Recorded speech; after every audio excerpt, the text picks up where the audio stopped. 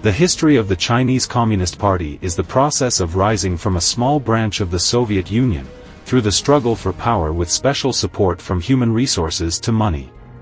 Today's Chinese Communist Party is completely mature and experienced in fighting to maintain its existence. In the process of development until today, the Chinese Communist Party has accumulated many methods of repression and torture against people.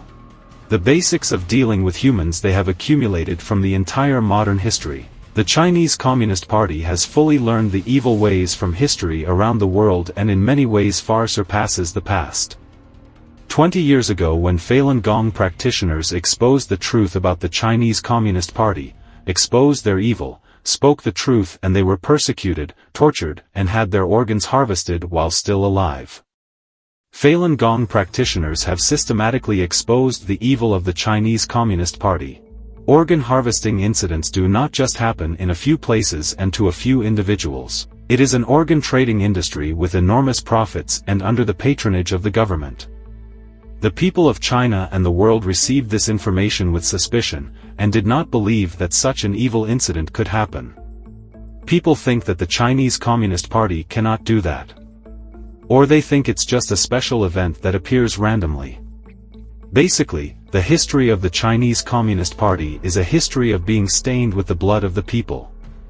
With each movement, the blood of the Chinese people is used to sacrifice to the devil. But each movement uses a different method of dyeing blood. In 1989, a massacre occurred in Tiananmen Square. The government used tanks to crush students. To this day, people only estimate that about 10,000 people have died. The real number is known only to God. 10 years have passed. China joined the WTO.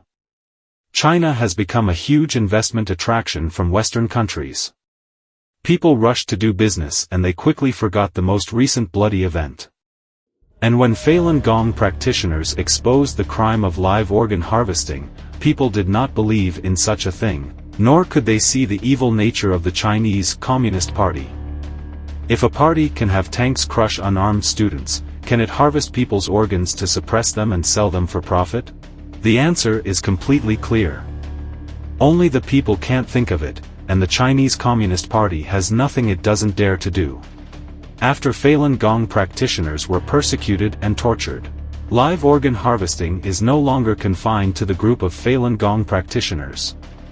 Other faith groups in this country of 1.4 billion people have been brought into the profit-making machine. All true beliefs in this country are persecuted. They only have two options. One is to lose oneself and assimilate into the Communist Party.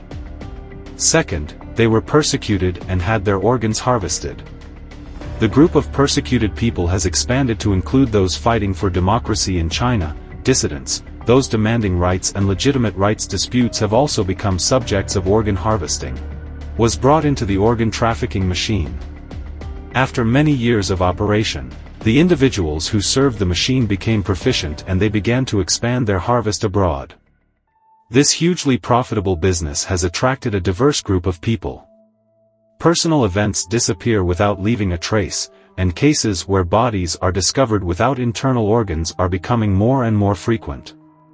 Not only party members with rights and work related to this scope of repression, but also people for profit are also involved in the field of organ trafficking. In terms of geography, areas under the direct influence of the Chinese Communist Party also form farms for growing organs. For example, areas bordering China. The need for organ transplant replacement is huge. China has a population of 1.4 billion people, and in the eyes of Chinese Communist Party members, this is a gold mine. A fertile farm nourished by the past 30 years of prosperity. They decided to take their production methods a big step further to meet domestic and international demand.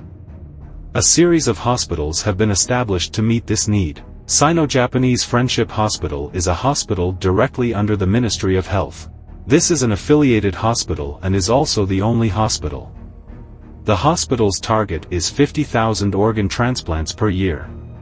50,000 cases in one hospital, 50,000 cases of live organ harvesting and transplantation. That is the industrial production line, the industry. It is an economic sector in the economy.